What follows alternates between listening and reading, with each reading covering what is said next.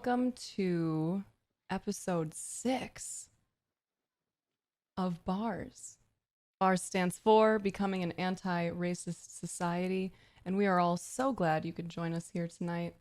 Tonight, we have a really great special guest, xMiraMira, and we're excited to talk to her about racism, anti-racism, and the work we're all doing here as a community. So be sure to tune in every Friday as we have these conversations with some wonderful folks. And remember to do the work for your own self. It is not enough to simply say, I am not racist. We have to do our part to actively work on ridding ourselves and our systems of racism. We are working together to become an anti-racist society. Let's go ahead and get started. Hope y'all got some water. Okay, now I just have to know where the bar scene is. And I did it. I'm good at stuff. Hello, everyone. Hello. Hey. So, friends, excited to have you all here. I'm going to go ahead and just allow our hosts to say hi, introduce everyone real quick. So we'll start out with you. Bossy, say hi to everyone. Hi, everyone. Move on to you, LR. Hi, I'm LR. You did a great job. We're really proud of you. Thanks. Rec, I worked you're on up. it all day. Rec, you're up. Say hi to everyone. Everybody. Sunny. First of all, LR and Bossy, if y'all don't wake the fuck up, what up, though? I'm sorry. I'm literally drinking a milkshake. I'm getting sugar pumping into my blood right now. My birthday is how we back at started. work. Oh my What a god. mercy. A chocolate milkshake? That's what you do to get yourself going? No, I just like milkshakes. Oh, okay. Judge, I gotta wake up my damn self. All I'm gonna right. say, is this a ritual? Let me get my I milkshake on. just woke up and I still gotta wake up. Well, hopefully we can all wake up together as this goes on. But Mira, we're really excited to have you on tonight. We've been talking about having you as a guest and reaching out for a bit, so we're happy we were able to connect for this. And that, you know, there's no crazy tornado warnings or anything going on, and we're able to actually communicate this time. So, Mira, we all have had an opportunity to kind of introduce ourselves to the group here. It's on you now if you'd like to take a moment to introduce yourself to our audience and let them know what you do and where to find you. Okay, hi y'all. Name's Mira, xMiraMira, content creator. I do Twitch, I do YouTube, I play Sims, I play other shit when I'm tired of Sims. More known for Let's Plays and Wild Sims gameplay. So if you're interested in Sims and you're looking for like super duper happy-go-lucky family friendly, that is not me. You can catch me at twitch.tv/xMiraMira. Perfect. Are all your socials the same? Yes, everything from my Nice and PlayStation gamer tag all the way to my Steam, everything. Easy. Everyone, go follow, go support. She's so damn humble. So, Mira is like a legend in the Black Sims community. Like, the first time I went to Mira's stream, my daughter, my 19-year-old, was like, yo, that sounds like Mira, xMiraMira. And I was like, it is. And she like straight up stand out. And then, you know, I see custom content in her library when I'm trying to fix her computer because she downloaded stuff from links. But anyway, and I see Mira stuff and I'm like, oh, I know her. And she's like, tell her I said hi. Humble. That's cool. I mean, I Thank you. swear I've been hearing your name around for a long time too. So like the legend, I would say that feels appropriate from my perspective as well. We only recently got, you know, mildly acquainted, and I was definitely happy for that. But I've been hearing your name with so much respect attached to it for a long time, for sure. Thank you.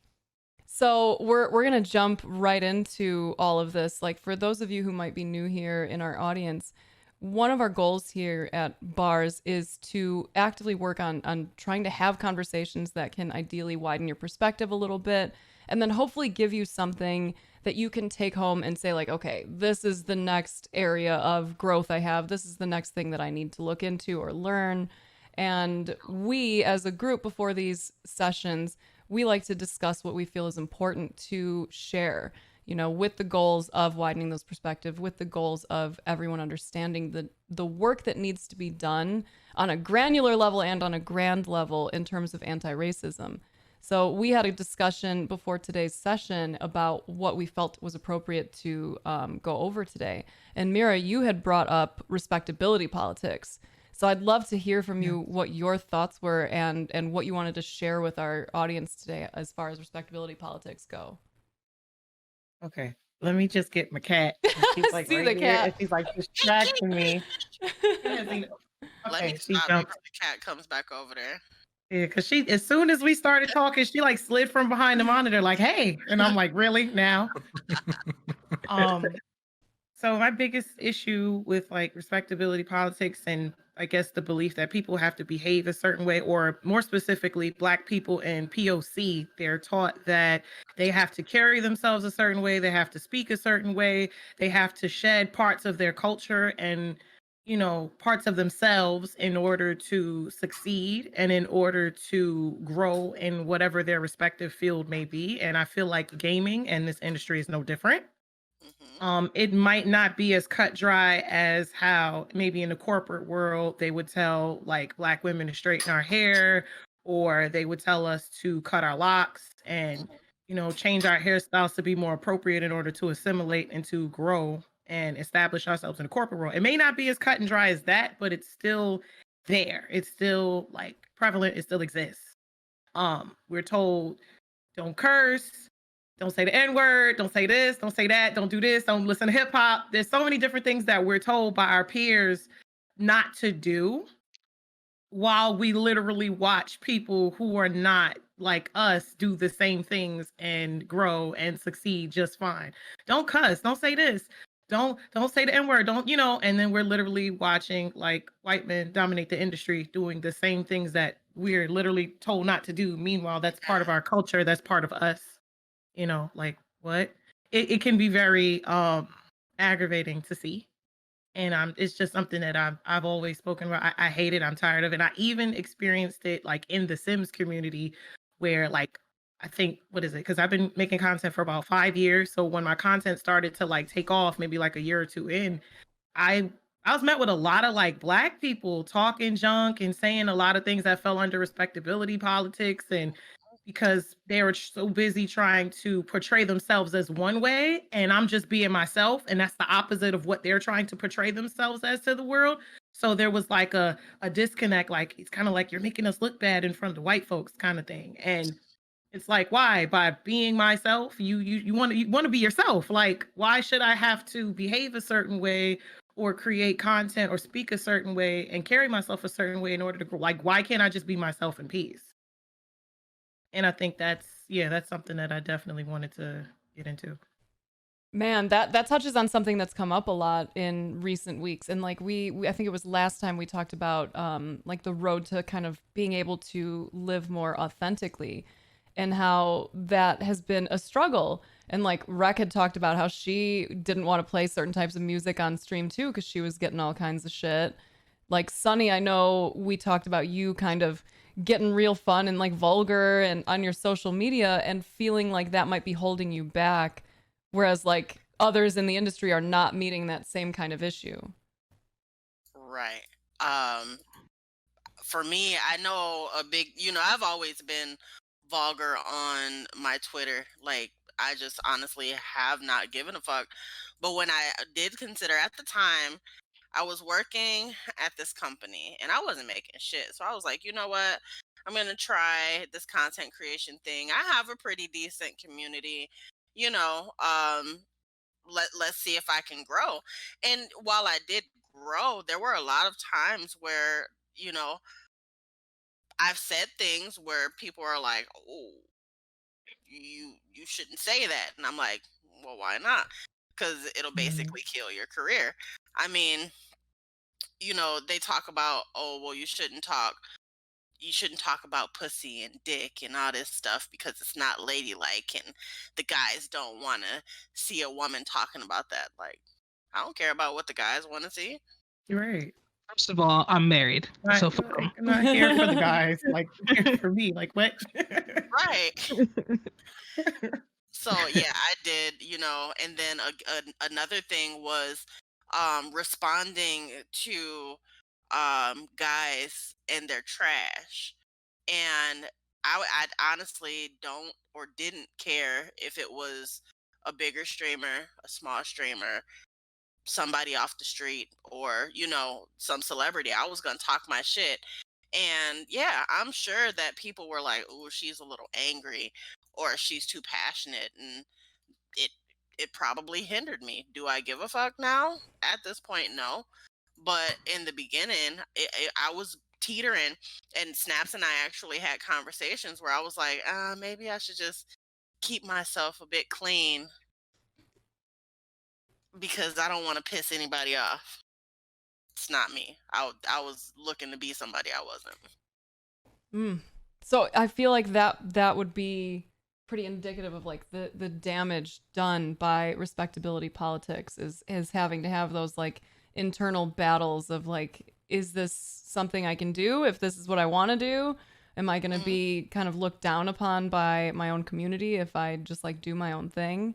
What does that feel like? Like I can't imagine in terms of an emotional response to that, like how that feels to know that you're under scrutiny from like everyone else, but also to meet it within your own community. It's aggravating. You would think people would want to just exist and be able to, be themselves in peace. But a lot of people fixate themselves, or I want to say a lot of POC and a lot of Black people fixate themselves on what I'm gonna be frank. A lot of them fixate themselves on what white people would think. So, and a lot of them live their lives and revolve their existence around, well, how would this person fit? And I'm like, can't live like that. Like, you're worried about if I say this, or if I, even speaking their own native language, or listening to their own native music. Like it's funny how as I'm saying this, I'm thinking about a friend from high school. He was African and he was dating an Asian girl, and he didn't want to speak in his native tongue because he was embarrassed. Like just different things like that. Like not wanting to show parts of yourself and your culture because you're worried about being scrutinized or being mistreated, or like being excluded from things, or just excluded in general. And it's not a good way to, it's not a healthy way to live. It's not good. And I try to make people understand that. And like, it's always some type of like clash with that particular subject. Where do you think the clash comes from the most? People just kind of growing up thinking that I was raised this way and this way is the right way. It's especially you get that stubborn pushback from elders. I still argue with my father about this a lot, and he's like, "Child, I didn't say that," and I'm like, "No, yes, you did. Like you did. Don't switch it now. You did." Because there was things even he would come and tell me, don't do. And then he kind of sees I'm doing fine. And it's like, I was like, yeah, remember when you told me don't do X, Y, and Z? Yeah. Like, I don't remember that. He's like, child, I didn't say that. Yes, you did. Oh man, old folks is like the biggest challenge. So I was thinking of stuff that my grandma said that trickled down to my mama. Like we're conditioned. Generational. Yeah. Generational. And it's drilled into people's heads. Drilled. What's crazy is the fact that you're talking about that, and like you mentioned the elders, and my head was just like, because I'm originally from Flint, but my family, part of my family is from New Orleans, and what I was taught coming up was I have to enunciate everything that I say, because no one is gonna hire a country ass broad, and I have to speak like the white people speak. That shit drove me so nuts. But I guess at the time I didn't really think about it. So both my grandparents are from Alabama, but I'm born and raised down here in Florida, and my mom was like all over the place because my grandpa was in the army. But like that was something they always got on me about as well. It's like sound your words all the way out. It's yes, not yeah. That stuff. And it's like, oh my god, this shit makes sense. But it's just like, why? Why do we have to do this? Yep. And that's just like, when I speak, I literally will consciously enunciate a lot of the words that just in my brain, I'm like, I just want to spit it out. Yeah, that that reminds me of now I'm thinking about my parents. My dad is from North Carolina, mom's from Barbados, and I'm thinking about my mom and her code switching. Mm-hmm. Yeah. Like she'll be like, "Hello, this is her speaking." And then now she's Yes. talking to grandma, and it's like, "Mommy," and I'm like, "Hey, where did accent come from?" Like I used to make fun of her as a kid, but I didn't know what it was as a kid. But now I'm grown, and I'm like, still doing that.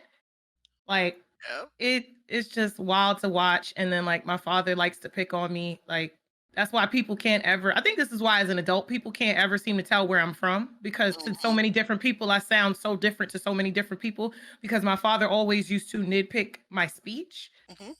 He was like, cut that Brooklyn jargon out. It's not mother, it's mother. Like he used to drill that in my head. Not mother. Yep. What is that? That's that Brooklyn jargon. You sound like a Brooklynite. And I'm like, I'm from Brooklyn. You raised me here. What? But we're living in New York now. Yeah, Not like South. we're not down. Like you birthed me here. What? That's how I kind of felt about it too, because like nobody from my family is from South Florida. Like I'm the first generation that was born is in Florida, let alone South Florida. So I was just talking like the kids down here. We sound a certain way down here, and that's why I got that drill in it. Because how we sound like in South Florida does not sound like the rest of the South. Like Right. there's a whole different culture down here. So I think that's another reason why I got nitpicked on as well from my southern grandparents. My mom being an army brat, just like they have that military stuff on them too. Yeah. Yeah, military strict. Yes, sir. Yes, man. Yeah. And all the that. crazy thing is it's the anti-blackness that has seeped into our own community, because you're forced to assimilate and get with the program of what's socially acceptable. It just takes it full swing. So this So I said we is got conditioned. yeah. Is this like an example then? In the same way that like there's so many women, formerly myself included, who would look at other women and say, "You can't do that, or else we all look bad," and that's clearly like some internalized misogyny. Is this internalized racism? Is that, boss? You're nodding so hard, and I Yeah. saw you nodding a lot through a lot of Yes. this too. And you belonging to multiple marginalized groups, like is there some of this that you feel attached to as well, that you're kind of seeing and like, oh, that hits?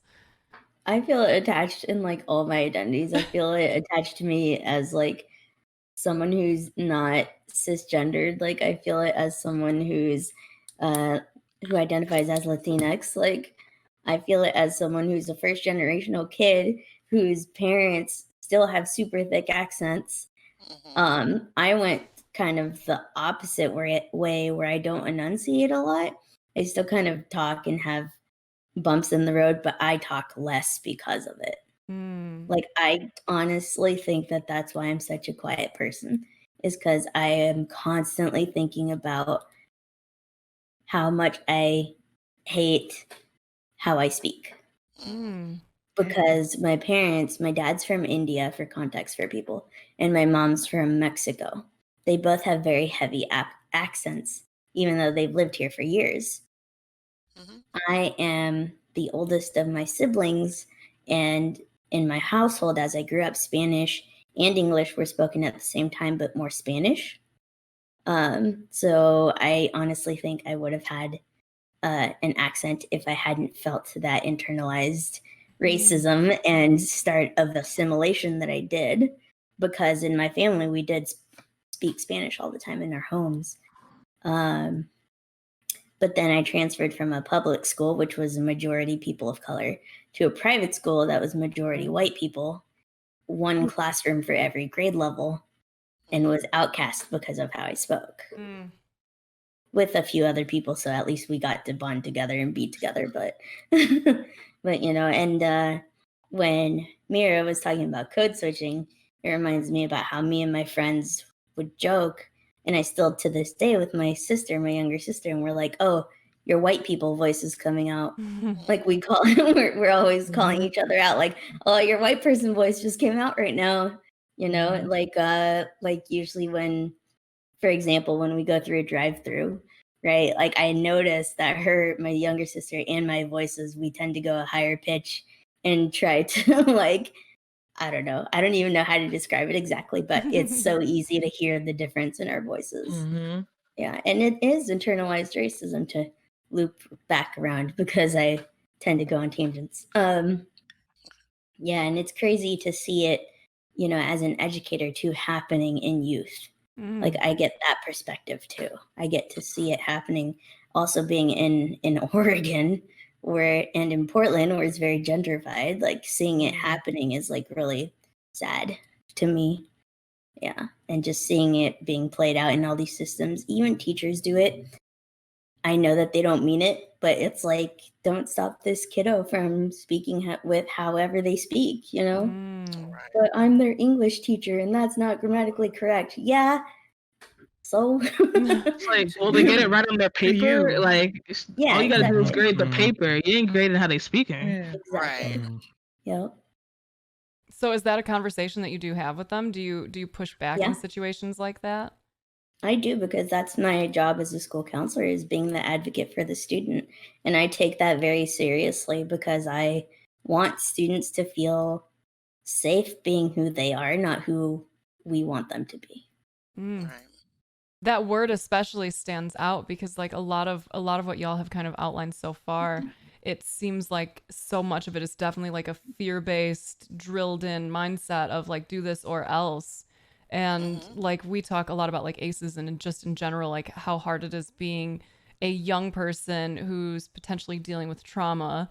And if we're talking about, you know, young Black children and children of color, like way more likely to experience that than to have yet another example of someone kind of trying to dictate how you're supposed to exist in this world. That all of that piling on just must be so hard. Yeah, and like Mira, Rec, and Sunny were all saying, it made me think earlier, so I'm glad you mentioned that again, about how your parents did it to you. I don't remember if we said it here, if it was when I was talking to some school counselor friends, but we bring with us about 7 generations of trauma. So all that internalized racism is being pushed down from our families. LR, have you experienced that too? With all the different stories and experiences that everybody's been like has shared, growing up where I grew up in the Middle East, and most of our media is like American media. Like we're just completely washed out with Western media. And so there was a couple of things, like I really hated my name growing up because I could never find my name on those keychains. Because that's like a fucking that's an important thing. Like, oh shit, you know, or find my name on the Coke bottle whenever I got a little. At the point I didn't care because I was already a teenager, but I could never find my name there. Things like I first went to an all Indian school before, like when I was entering high school, I went to a little bit more mixed school, so there was more white people basically, and I'm thinking it's a combination of a lot of things. So apart from me not wanting to be made fun of, because looking at American cartoons, American TV shows, you know, it's always that different kid that they pick on, you know? So like if I'm watching a TV show, I'm always going to be that different kid. So going back more on like representations, like I don't want to be that kid that they make fun of for bringing strange food, for people not being able to understand him, for not being able to say his name. So I started I started putting on an accent that maybe people would be able to understand better. And so now it's gotten to a point where this is what it is right now. And you can kind of tell like, oh yeah, he's maybe from somewhere else. But then I completely switch if I'm talking to my family. And it's like an Indian accent. And I don't do it on purpose anymore. Like it was never a choice. It just happens now depending entirely on who I'm talking to. I didn't like my name for the longest time. At some point I did pretty early on. I'm like, fuck it. It's my name. I can't change it. right? Like, there's nothing I can do about it. I stopped caring about what food I was bringing to school, because that was stopping me from enjoying the fucking dry pieces of bread with cheese in between them. Like, what? Why? Like, this is not food. We use seasoning. We use seasoning in this household. That one like almost Right. went over my head until Racist. I like for a second pictured the school lunches, and I was just like, oh, Yeah. oh no. Sometimes school lunch is so bad that you wish that you had like no lunch money in the account, so they'd give you a peanut butter and jelly instead, just to be better than what they were offering. Oh I'm man. about to show my age, but our food was bomb. We had them little flat square pizzas. That's Yeah, awesome. We had some of them flat square pizzas, but they wasn't every day. Mm-mm. That was like once a We week. just had pre-packed lunch sandwiches and juice boxes. But yeah, it was things like that really growing up. And then when it comes like to family, not so much in terms of speech, but more in terms of looks. Mm. Being an Indian man, I started shaving when I was 14. And to this day, regardless of who I talk to in my family, when are you going to shave? Are you going to shave? You should shave.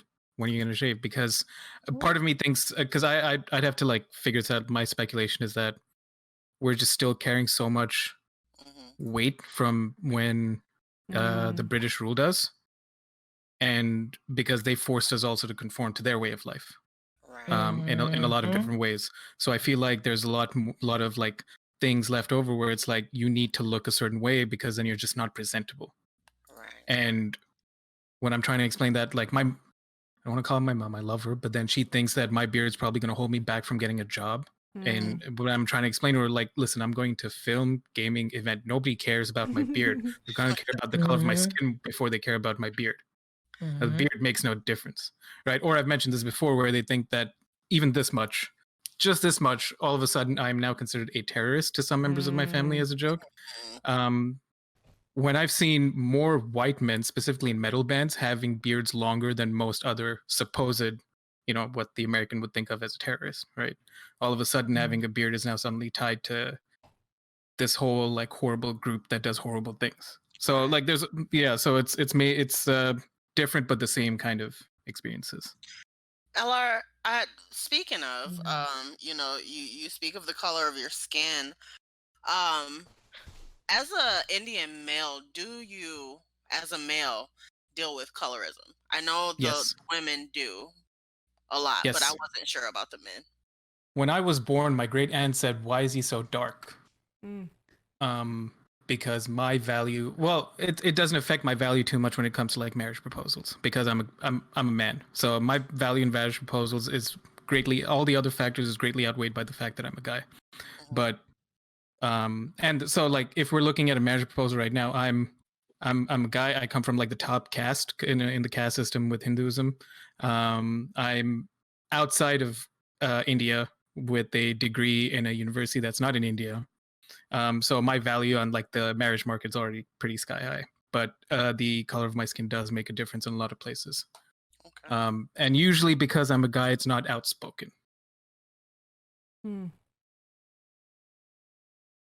Man, so like everyone has examples of this now, and I'm interested now, like knowing that part of our goal here is to try to find things that we can do. What is there to be done about respectability politics? Like, how do people from within and outside of those communities do their part here? Any thoughts? People need to, I guess, check it. Like, Yep. check it as you see it. Like with anything else, check it as you see it. Yeah, a family member, a friend, a peer, a lover, anybody making any like, racist jokes or saying anything or referring to something as ghetto or, ask yourself these questions. Would you say this if, this person wasn't a POC or wasn't Black? Or like really everybody has to kind of like be I guess vigilant and just gotta be aware of it and target it, point it out when you see it. And then I guess from the other side of it, for those people who work at companies and people who, because like we're gaming, so I want to say for those that like work at companies, stop working with people who you only have things in common with. Yep. A lot of people love to yell things about like echo chambers and they only want people around them that agree with them. But a lot of these like industry peoples don't seem too different, because even when it is time to diversify, they typically go for cookie cutter people whose ideals, whose beliefs align with theirs, whose even common interests, music, movies, like they usually typically reach out to and they attempt to like tokenize people whose beliefs align with theirs, which is still not it's not diversifying if the person you choose beliefs and their culture and their way of life aligns with yours. So that's definitely something I would like to see people do, like reach out to people who are different from you. And that's something that a lot of people do not do. Yep. To add to that, check your own bias. Every single one of us has internal biases that are there. Check them. You know, just because you have them doesn't mean that it's right. So if you can work on changing your way of thinking about those biases that you have against people. So for instance, you see a large black man, he's not going to hurt you. He's he's probably not even thinking about you. Or women on the other hand, you know, you see us, we're on Twitter or we're in a conversation and we're passionate and we're having a great conversation, but you think we're angry because of how we come off. You can't you can't police our tone. So just check your biases is one of my biggest thing. When you go out of your house every day or when you interact with people, check that bias. I want to say something really quick with what Sunny's saying. Something that I learned is that your first thought is your bias, what you learned. Your second thought is you correcting yourself and acknowledging that it's a bias. Yeah. So don't be patient with yourself when you're checking your bias, because however many years you've been alive, you've been over those many years and being taught how to be biased. So yeah, so be patient with yourself. Like the example that Sunny gave, if you see a black man and you're like, oh, he's gonna hurt me, be like, no, he's not. He's probably not thinking about me. And realize that the first one is just what you were taught. It doesn't make you an awful person. Like, it's what you were taught, and you're doing the work to take those steps backwards. Yeah. That's a really helpful, like, important distinction, I think, too, is to just like recognize that the first thought coming up, you didn't put it there. You don't have to identify or associate with it, but it is up to you to notice that first fucking thought so that there isn't a second one that aligns with the first. How do you work with kids on this? Just kind of how I explained it right now. Just nice. I'm for me personally, I don't change my language when I talk to kids compared to when I talk to adults. That's just how I work as a counselor. Other counselors are different, but I just like to tell them, and I just kind of do a check for understanding. I'm just like, does that make sense? And if they're like, not really, then I'm gonna be like, okay, what doesn't make sense about that? Let's walk. I do like step by step, like walk me through this. Why doesn't this? And try to get it down to whatever level I need to. But I start off equally. Okay, that's helpful, and I especially appreciate the whole, like, don't hold it against yourself part. Like, be patient with yourself, notice this stuff, and then work on it. One of the things we've talked about in previous episodes is the way that guilt and shame of some of these biases, especially from white people, then gets directed at others and it becomes their problem. Help me alleviate this burden that I feel, this horrible guilt for understanding now that I have racism in me. Help me, all of my black friends and all of my friends of color. How can I feel better? Teach me. Like, don't do that. If we're looking for actionable stuff, that is a great thing to not do, friends. And another thing, sorry. Go. Take note, black women are not here to save the world. I've seen a lot of things come up with our vice president candidate saying that black women will once again rescue us or save us or whatever it said.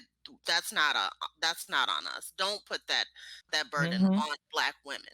We just don't. I'm exhausted thinking about it. I mean, that brings us right into like the next thing that we had kind of wanted to talk about too, was like we already talked a little bit about like the tone policing and all of that, and I'm hoping that the people who are listening here tonight, especially those who are not directly impacted by it, can really check that in themselves. But like moving into what you had just brought up is all of the burdens placed on Black women specifically. What kinds of expectations do y'all feel like you face the most for being Black women in this world, in this country, wherever? So I'm gonna start off on this because the reason why I said that is because the subject was brought up. Hopefully, I hope Jamil is watching this right now. My husband had coronavirus. We quarantined him, and I was taking care of him, and I started feeling sick. And I was still taking care of him. I was, taking his food. I was cooking him dinner. I was bringing him water, making sure he drank his water. I had 102.7 temperature, and he called me and asked me for something. And I was telling him, like, hey, I don't feel good. And he literally got mad. Now, love my husband to death. He is not a trash man. But that's something that was taught to him, that, men are the most important. And we had a conversation about it, and, it's been addressed, but we're expected to be on our deathbeds and still take care of the home. I'm glad you brought that up, because I have similar stories too. Rix is in the room though. And then what happens is, and I don't want to take away from other races, but as Black women, we get seen as the strong ones. We're so strong. We're independent. We can withstand pain, and that affects goes us with medically too. that goes with the racism in the medical world. The medical part. Yep. Because Mira wasn't here for this, but a couple months ago, I had to go to the hospital, but I had pain 2 days before I got admitted. But I didn't go the day I had pain because my county was under curfew. I started having pain at like 2, 3 in the morning. Would have to pass a police station to get to the hospital. And I said no, like I'm not doing it. Like I'm Black, my husband's a minority, like I'm not going.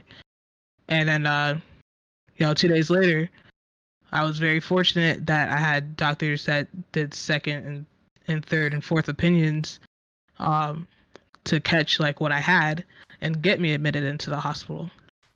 But that's the thing though. If I didn't have Black doctors that like that day, like I don't think they would have caught this, and it would have been a wrap.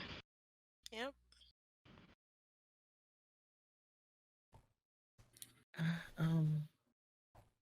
I have a similar, well, not a similar story, but like a medical story. It's much like, it's it was very wild for me. So as women, we go to the gynecologist, get checked, and it's the first time I ever had a Black gyno.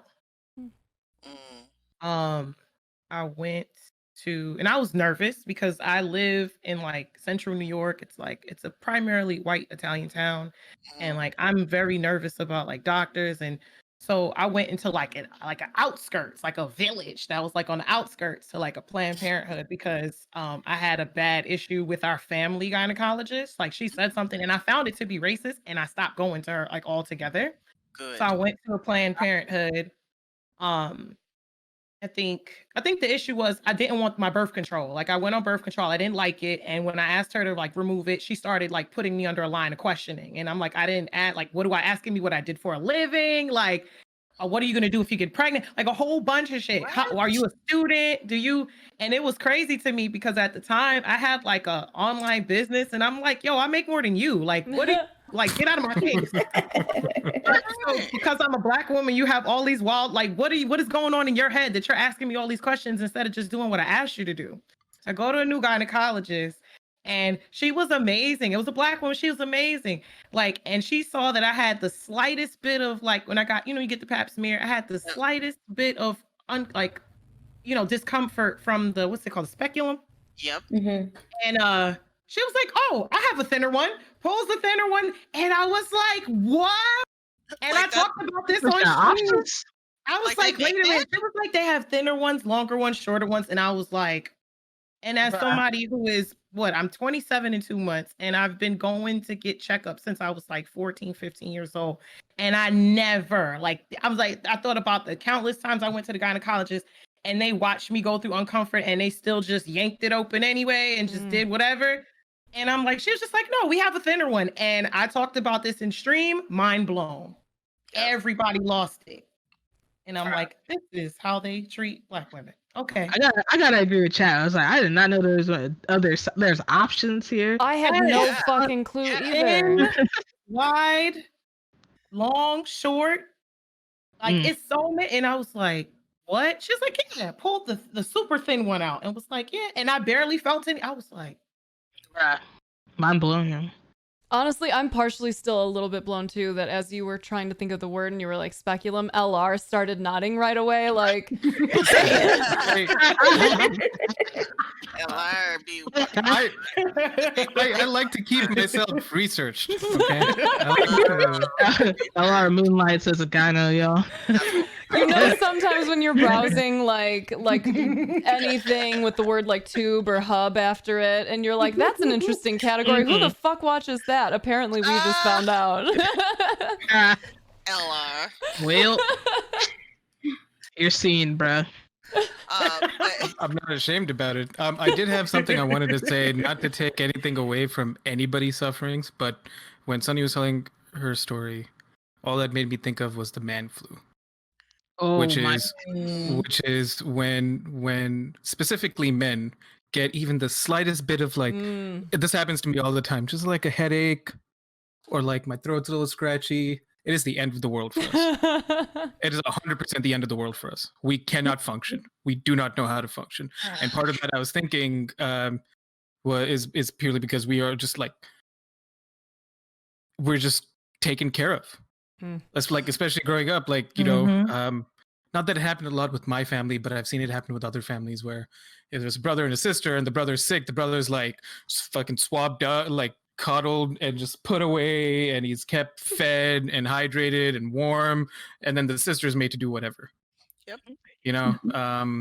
Or at least with my part of India, where I'm coming from, my mom's told some horror stories. When she was 7 months pregnant with me, she'd been married to my dad at that point about 2.5 years, and my dad's parents were living with her.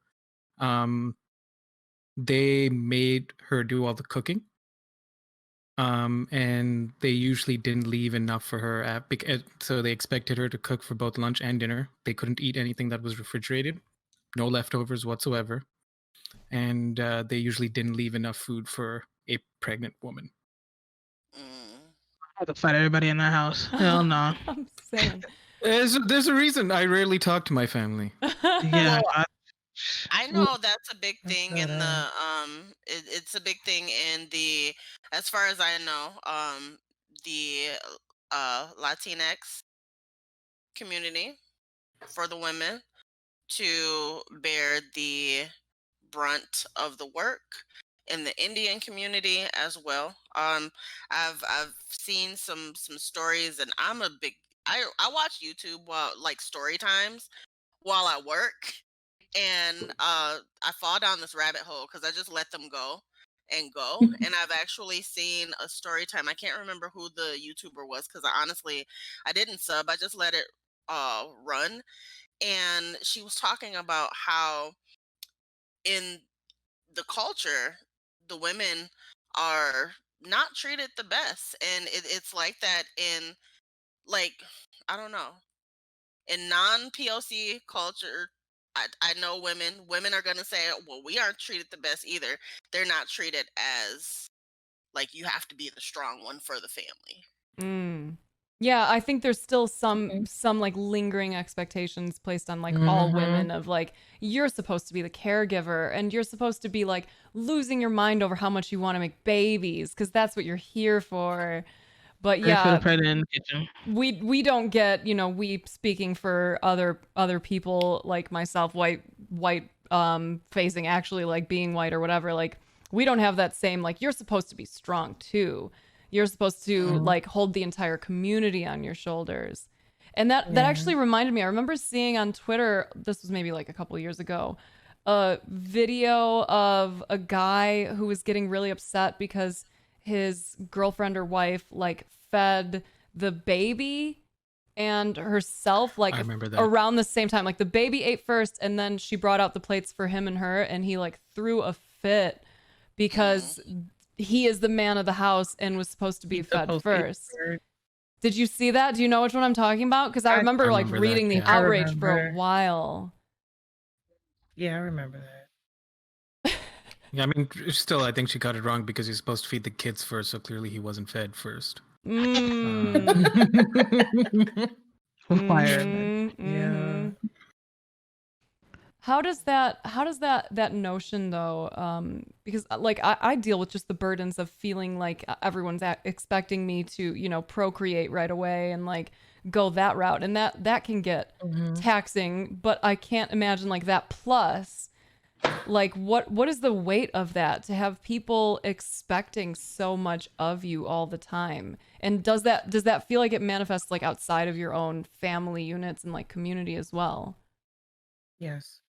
Yes, Um, for me. Oh, Oh, go yes. ahead, Mayor. No, I was just gonna say, like, with Black women specifically, there's like racial history behind it. Like going back to slavery, Black women are seen as like, there's like the mammy trope. There's Yep. like everybody wants Black women to mule for them and fight for them, and put the shoulders on, like put everything on our shoulders all the time, no matter what aspect, components of our life. It could be peers, family, friends, lovers. It could be anybody. They're always looking towards us to be like, if you look at the head of any movements, any revolutions, anybody speaking up about anything in any spaces, especially when it regards Black people, it's usually Black women or Black non-men all the time. There's always there's always these expectations on us to hold everything together, and there's never any, well, what about her, is she okay? There's no one to check on us the way we check for everybody else. And it goes all the way back from when they used to have they made it their business to have like slaves taking care of their children and breastfeeding their children. Like there's so many different ways it kind of trickles down to today and how we are treated and how we are seen and how we are not protected. Right. Like there was a whole thread. It was a big argument. I forgot what it was. A couple of things that happened that particular week in the timeline was like, when we say protect Black women and we say you don't, this is what we're talking about.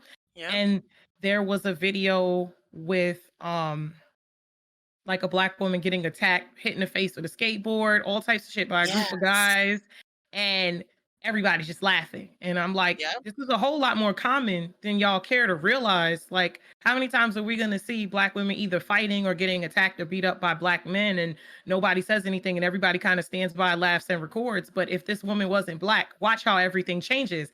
And it was like, oh, well, there's this video of a white woman getting beat up, and it was like, yeah, but look at what happens after. And then they posted the full clip, and there's a whole bunch of like Black guys whooping the guy's ass. And I was like, this is the shit that I'm talking about. Like, there's nobody to, they'll swing for a stranger, even though I do see Black women do this too. So if you see this, check this, because I see Black women do this too. Like they will go to bat for non-Black women before they will go to bat for their own as well. That's what we talk about when we talk about like interracial, like anti-blackness, anti-blackness within our own spaces. People will go to bat for non-Black people before they will for their own. It's just a lot. It's a lot to take in on a regular basis. It's a lot to consume and have to go back and forth. That's why I'm at a point where I kind of just read, I retweet. If I have a thought, I'll say it. But I'm not really here to argue or engage, because a lot of people get on the internet with the sole purpose to troll, make bot accounts, say inflammatory things that they know is wrong. Half the time they don't even agree with the shit that they say. They just say it to get a rise out of people. And a lot of the times this works, and I need for people to stop engaging. Yeah. So to add to that, first of all, I'm on severe thunderstorm watch again. Oh Lord, Yeah. she got the fifth side of That's storm. why I made the face, because there was lightning outside of my window, and I'm like, but back on topic, just look at Meg the Stallion. That's what I was thinking of as y'all were saying that. That was my first thought. Is I remember the first thing I had heard about her getting shot was not in sympathy for her. It was making fun of her. Yeah. That was so upsetting to see. They memed the shit out of her. And it ain't not even just her. Like, they memed Breonna Taylor, too. Well, they're memeing the shit out of her. They're calling her a liar. They're saying that, you know, she should not have even been in the car with him, and that she hit him, and blah, blah, blah. Like, what did she do to get shot? Like, exactly. And on top of that, now that she's actually spoken out, well, first of all, she didn't really speak out about it because she was protecting a man who did not protect a black woman. She was protecting a black man who harmed her. Then on top of that, now that she said, like, specifically said his name, she's a snitch. How the f- is she a snitch? that street code bullshit. That most of the people are claiming street code never lived outside of the gated community in their whole damn life. Yeah. Street code, bitch. Street code. What Your streets are clean. They don't know shit about. Man. I saw her after getting shot. I saw that she had done like an Instagram live or something. And yeah, she did a couple. I saw like there were a lot of screenshots and like clips of the way that people were responding to her as additional evidence of like what y'all have been talking about, of like, see, look at this, because she was starting to explain herself and she got emotional, and then you see like a flood of comments that are like, stay strong, girl, stay strong, and other people who are like, you're so beautiful, you're so strong, and everyone's like, just stop this shit. Like, she just got fucking shot. Let her feel her feelings. Holy fuck. Yeah. We can't feel. We're not allowed to. Not allowed to do shit. So, you know, it's kind of similar to, I mean, I'm not the same as Meg. She, you know, my situation isn't, but it's kind of similar to when I had my lung removed. If you noticed, I don't talk about it very much. And that's because, you know, I was accused of talking about it for sympathy. The fuck? Like, it was basically like, get over it. It's Bruh. gone. That's insensitive as hell. So I Just honestly, like next year. and you know, normally I'm like, I don't really give a fuck, but I was like, damn, well, maybe I am talking about it too much. But now thinking back over the past, you know, two almost 3 years, I've just been strong. I didn't get a chance to mourn. I didn't get a chance to not mourn. I didn't get a chance to grieve, because that was a loss. I just, you know, I had to suck it up. I mean, 2 days later, I was cooking for my family. 2 days after I got out of the hospital, I was cooking for my family. I didn't tell Rack and Snaps that. You did actually tell me that. Yeah, we talked about that. And I was still like, it will never stop being so upsetting to imagine that. To imagine the feeling of like, I can't just take a break. Because that for me, like, given like what I do now and like my heavy emphasis on mindfulness, as soon as I start to feel that feeling myself of like, wait, why am I feeling like I can't get a break? What can I do to adjust it? Like, I try to make some changes. And what super sucks about this situation is that this is not your own stuff being placed on you. You know, this isn't like me having a busy schedule and being like, oh, I'm feeling a lot right now, I got to slow myself down. This is other people piling shit on you. like that must be so hard to feel like you can get space from it. It is. And, again, we're taught within our families and within our homes that we have to take care of the family. We can't stop. It's interesting that you said the stuff about like not being able to get the chance to grieve over your own surgery. Like still haven't for my own. There hasn't been room to do so. Yep. So what do we do here? Like we've obviously, again, like we've identified that this is a serious problem, and like Mira, I don't know if you have additional examples of like how this idea that you're supposed to stay strong and be that like rock for people, I don't know if that has impacted you personally as well. Well, I can give a bit of an example. Like, I had someone who used to be my friend, and like when I was going through things, I think back on our conversations, and a lot of like, I didn't always have points of like, oh, I'm feeling down, I'm feeling sad. I think as long as I probably knew his ass, he probably seen me down like maybe twice. But in those moments, even like in our conversations, it was always, stay strong so you could fight the good. Like that was his like, and I was just like, not feel better. Like you couldn't come up with something better to say other than, oh, get better so you can continue to like mule for the rest of us to get opportunities and to grow and develop. Like, you know what I mean? Like it was just very, thinking back in retrospect, it was very insensitive. It was very like, yeah, continue to keep muling for us and continue to keep.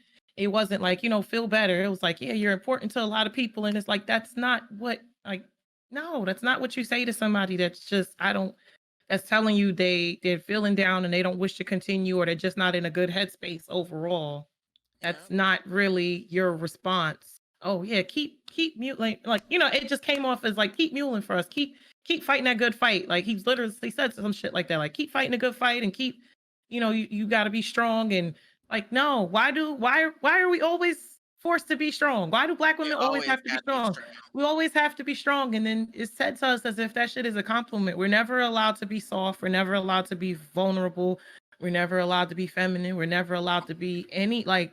We always have to be strong. We always have to be aggressive, and we're always labeled as such even when we're not, and it's aggravating. Yep. So I'd like I said before, as you catch it, check it. Yeah. As you catch people say things, check it. Somebody calls you strong, you tell them it's not a compliment. And you explain like that's not a compliment, and I'll tell you why. That's not the compliment you think it is. Yep. And I've actually had the conversation within my own household because that's where it starts.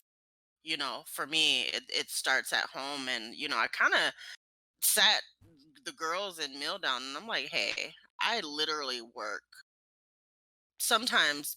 Well, I mean, obviously, I've been working for a good 13 hours today, and I paused to cook dinner and, give Jamil the attention he needs, and then I'm right back to work.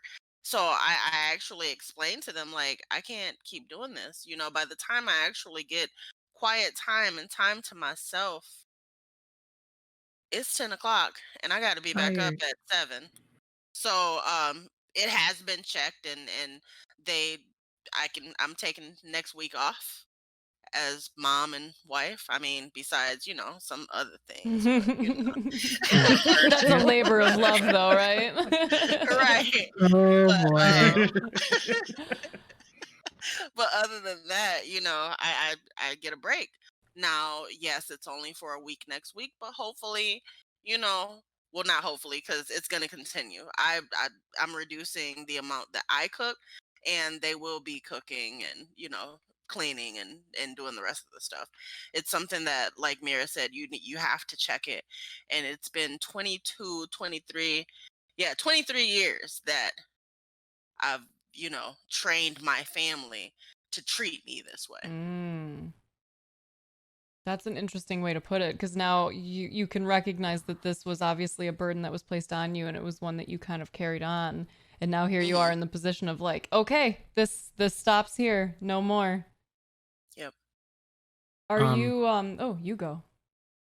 So it's a little bit removed from the current topic, but I think still somewhat relevant. I agree with Sunny in terms that it has to change from home. Like part of why I know what a speculum is because my mom,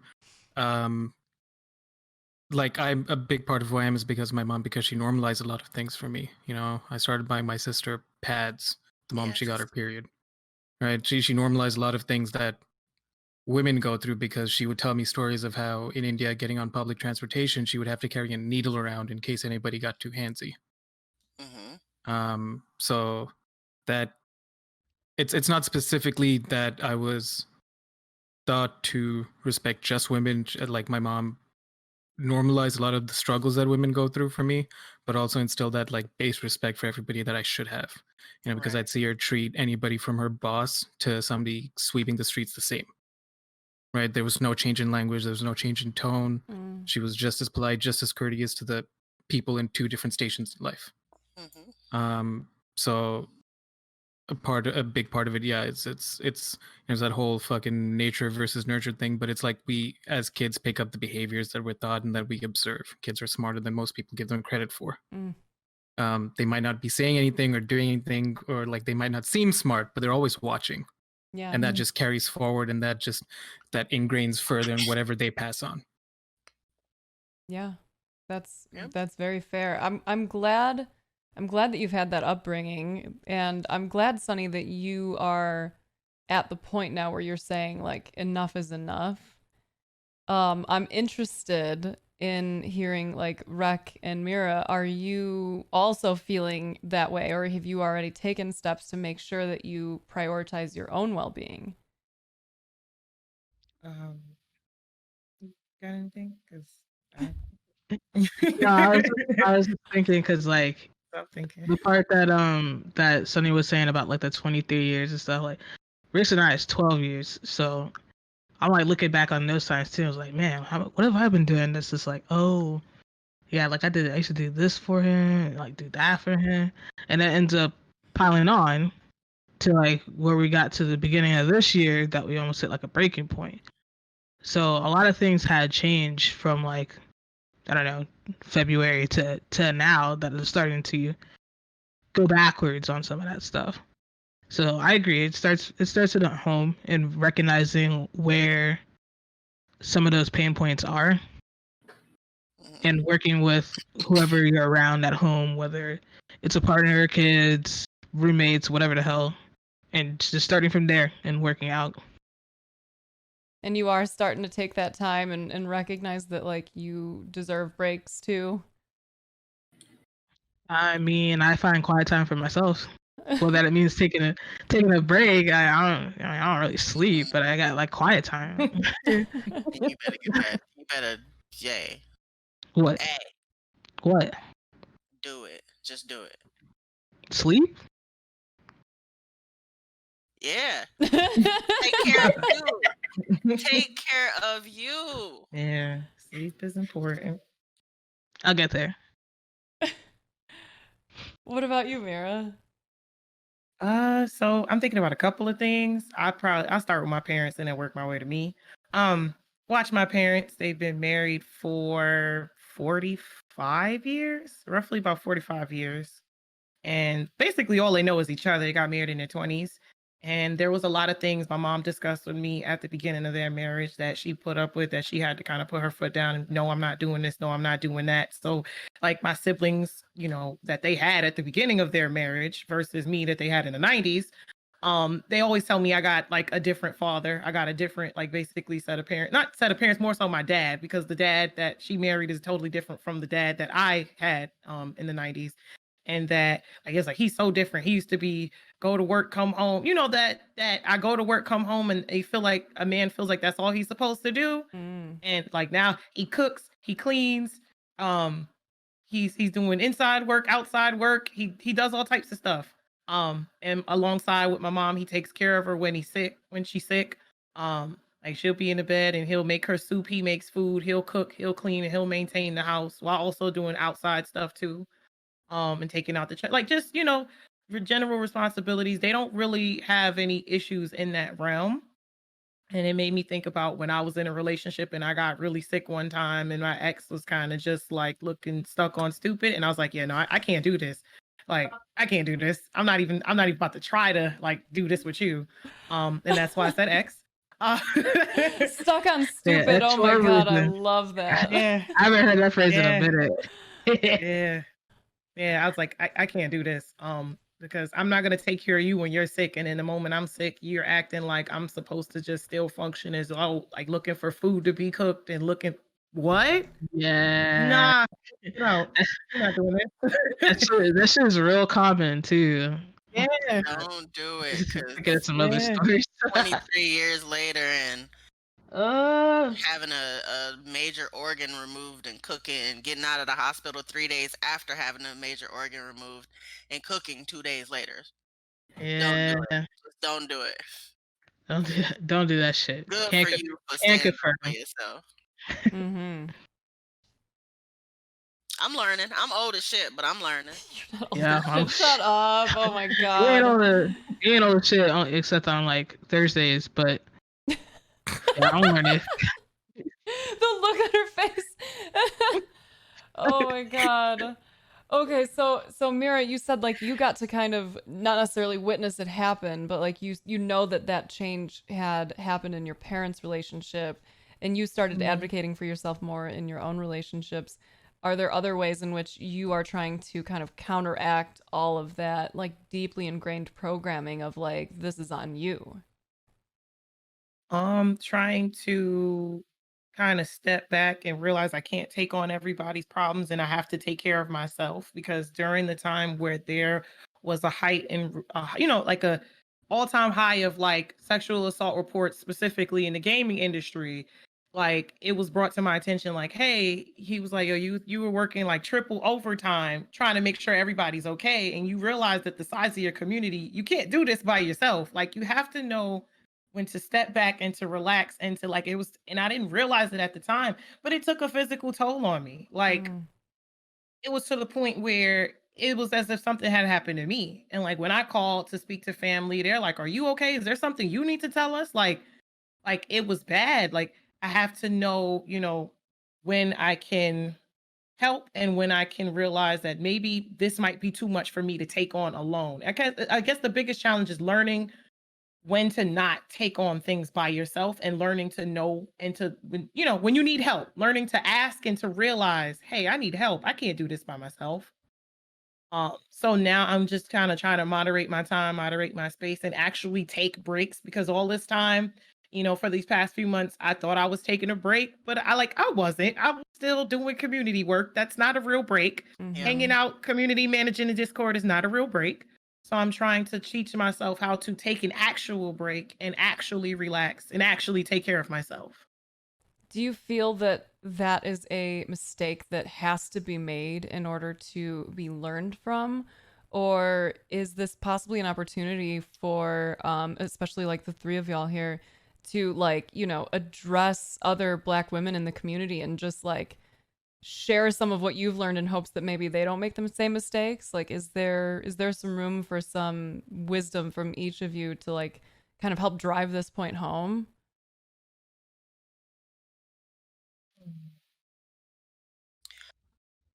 I mean, the wisdom is, it's precisely what Mira said is you can't be everything for everybody, because if you're everything for everybody, you're nothing for yourself. Mm, Like you don't have anything left to give yourself. You don't take breaks. You excuse me. You think you're taking breaks, but you're still internalizing things from your friends and acquaintances and associates. So one thing I will say is that this new generation, they're getting it wrong, but in this specific conversation, they're getting it right. I'm seeing a lot of, Black and people of color women saying, I'm not strong. It's okay for me to not be strong. I don't have to be everything for everybody. is We like to say that people who say we are not our ancestors are being disrespectful, but they're not. for the most part. I mean, in some cases they are, but when it comes to that, they're not being disrespectful. It's something that's been around and a thing for years and years and years and years, 400 years back, where the Black women has been the mule and the strength of the community.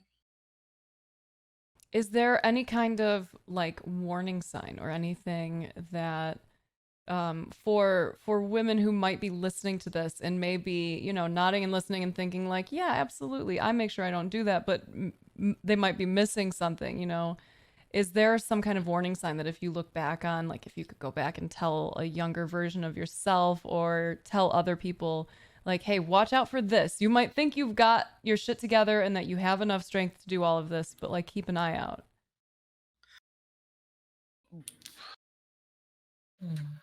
I was big on saying, I got this. I'm strong. Like I would literally say, I'm strong. I got this. And it was more amping myself up than, getting everyone else to believe me. It was me trying to make myself believe it.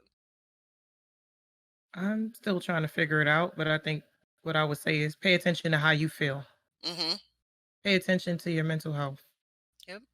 It'll tell you everything you need to know. Getting slightly. Oh, you go ahead. I was gonna say, sometimes you might have to take a little extra effort to put good people around you too. Mm-hmm. Like some people who are have actually shown that they're really gonna be in your corner. Okay, so getting a little bit more into like the taking care of your own mental health. What do you specifically do for that? What kinds of like self-care routines do you have? Like, because obviously reflection is an important part of this process. If you just continue to be in it, you're unlikely to notice what's going on until you're already like, oh fuck, I'm overwhelmed. What do you do for yourself, Mira?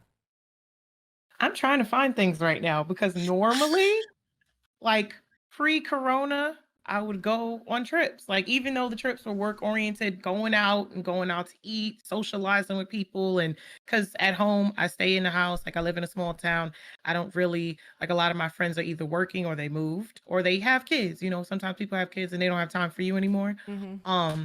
So normally I would go out. I would go to another state. It would be kind of, con related, work related, but it still was my escape. It still was my relaxation. So right now I'm still trying to find ways.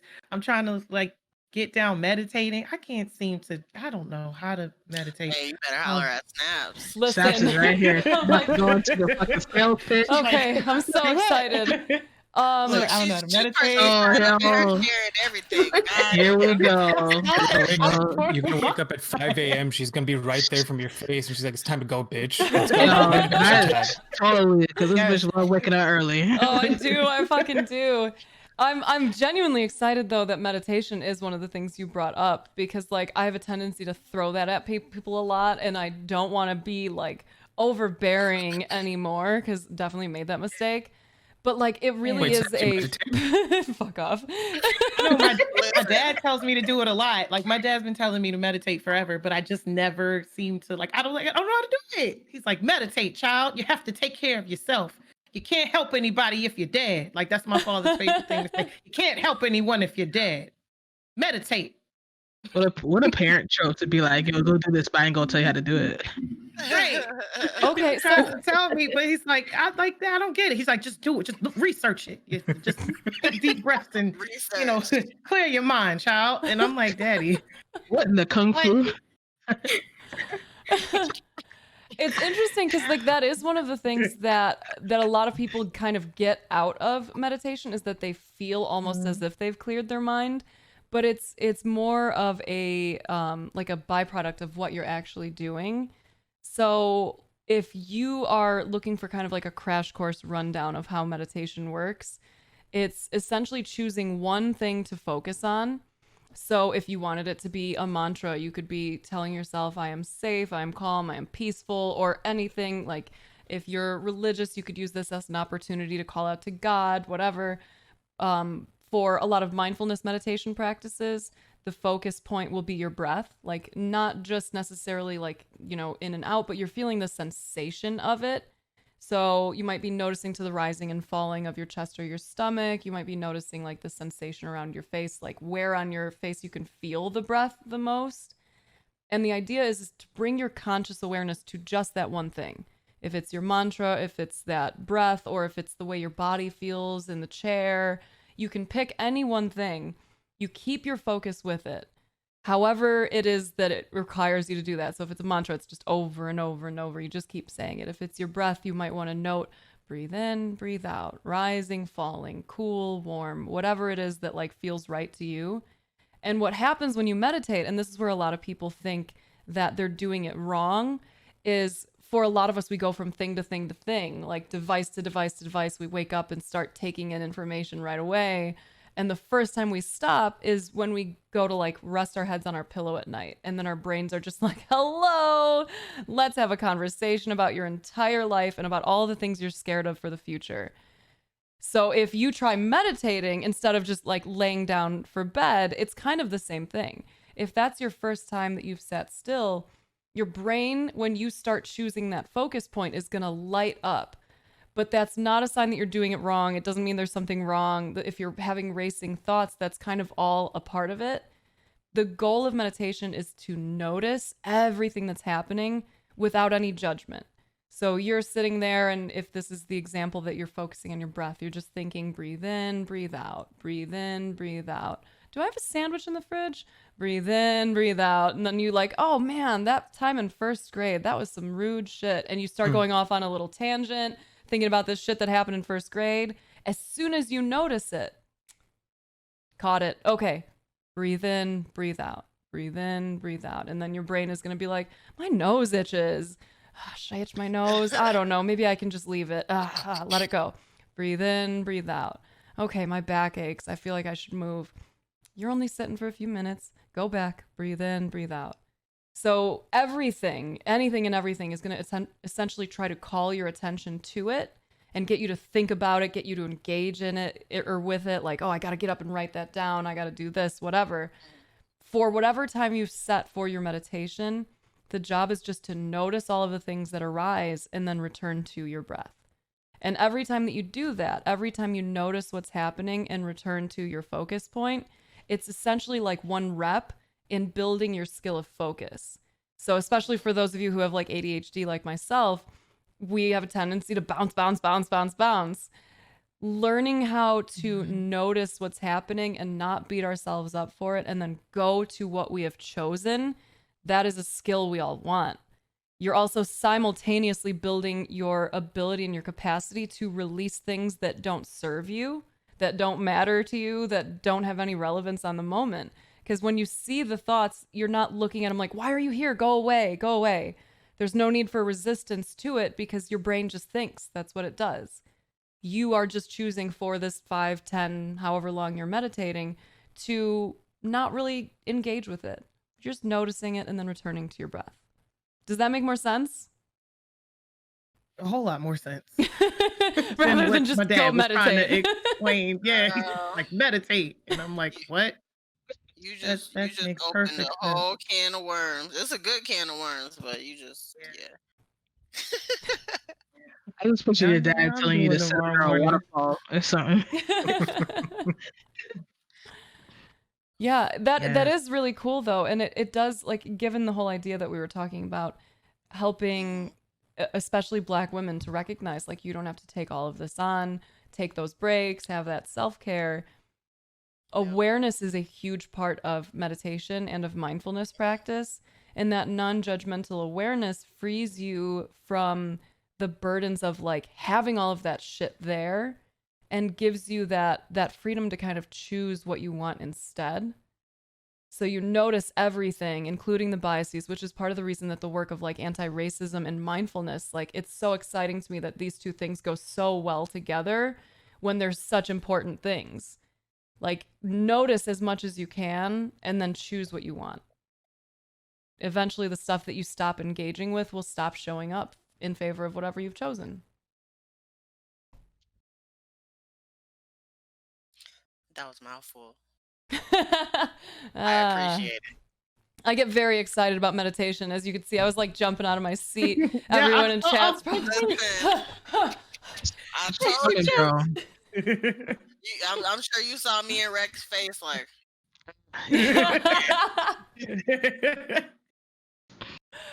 Oh my That god, was hilarious. She was like, "That's my shit." that is my shit. Because like I was not raised with the like societal stuff of be strong, but my older sister was born with a liver disease, and she was sick for almost her entire life, in and out of hospitals, had a lot of stuff. Like she wound up having 3 liver transplants throughout her life, and I remember from a very young age being told to stay strong for her and for my family. And it wasn't until like adulthood, until some very self-destructive behaviors and paths, that it started to become apparent to me where the mindset of like, I'm not supposed to cry, I'm not supposed to feel feelings, I'm not supposed to get emotional or get reactive. My options are either stay strong or get angry, basically. So if it weren't for like mindfulness and all of these practices like meditation, that would still be the norm for me. Like it was literally only in the past few years that I've been able to get to a point where I'm like, oh, that fucked me up worse than I realized. Thinking I had to stay strong and believing that the notion of staying strong came with certain characteristics, like not having emotion, like not taking days off, like whatever. So I'm excited that that came up because you gave me an opportunity to talk about meditation to yet another like section of our audience that may not have been introduced to something that like really fucking changed my life. And if you have any other thoughts on meditation after this, like please hit me up because as you can see, I will fucking nerd out about this stuff. I love mindfulness. So we're gonna start wrapping things up relatively quickly. I'd like to see if there are any folks in chat who have any questions for any of our wonderful hosts here today. Anyone who you'd like to talk to about anything going on. Hit me with it. I have one more thing to say, and it's not necessarily relevant for the topic at hand, but it still covers like Relevancy racism. is unnecessary. Get into it.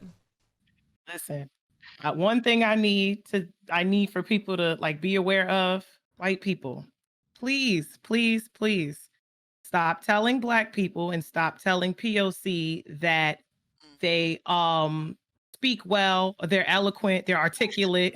Stop telling POC or Black people that they speak well. That's not the compliment, or they're well spoken. That's not the compliment that you think it is.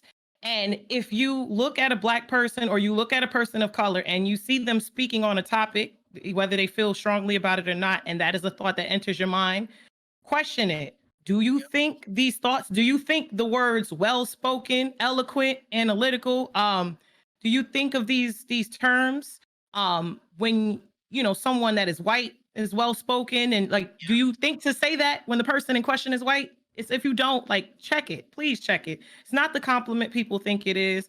And I see a lot of people fall in like, that's a compliment. And I'm like, no, that's actually a microaggression, especially depending on the people who say it. If that is language that you use to address everybody, then fine. But a lot of people don't. I in my 27 years of living, I've never seen a white person call another white person well-spoken in my life. I've never heard another white person refer to another white person as analytical, well-spoken, eloquent, like none of these terms. No. So please don't do it. It's not the compliment, because it's like you're under the assumption that everybody is ignorant or that people who speak different from you are ignorant. So please cut that out. I just wanted to say that. I told It's him one of my about favorite things that catch people are. I told him the country club story from when I Oh was a shit! kid. It's not a compliment. It ain't. It's not. Well, I didn't realize how much that bothered me until recently. Maybe in last year I realized. But when the 25th person told me, he's like, "Oh, your English is so good." Well, what the fuck? That's all I speak. I really don't speak any other language. What the fuck do you want to be like? How? I have nothing hiding any, like, I just have a different accent, sure, but I don't speak anything else. Like, yeah. I mean, like I have friends, I'm an international student. I have a lot of international student friends who, from the moment they arrive to like 8 months later, I'll be like, hey, your English has improved because they literally came here with speaking no English. That's the only acceptable time when you're like, you're well spoken if you mean it in the sense that their English has actually improved. Because the fact is, if somebody is speaking in broken English, or if they're not speaking like in like full grammatical sentences or whatever, it means they probably speak another language fluently, which makes them smarter than you. So, yeah. Along with calling them like eloquent, I also want to emphasize, like, don't fix people's speech, because that's like they go hand in hand. Yes. Like when someone uses slang or says something and you're like, oh, did you mean blah blah? It's like, No. you know what I fucking meant.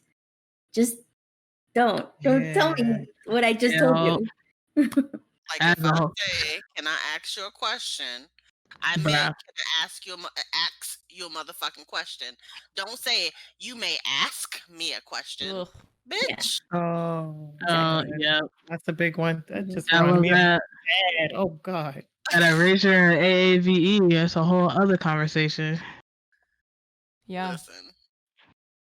I was gonna say that's like my favorite thing to catch people on, because like last year I was at someone's house and I think we were watching, like, I want to say we were watching football, and it was like one of the players getting interviewed, and these motherfuckers was just like, oh, he's so articulate.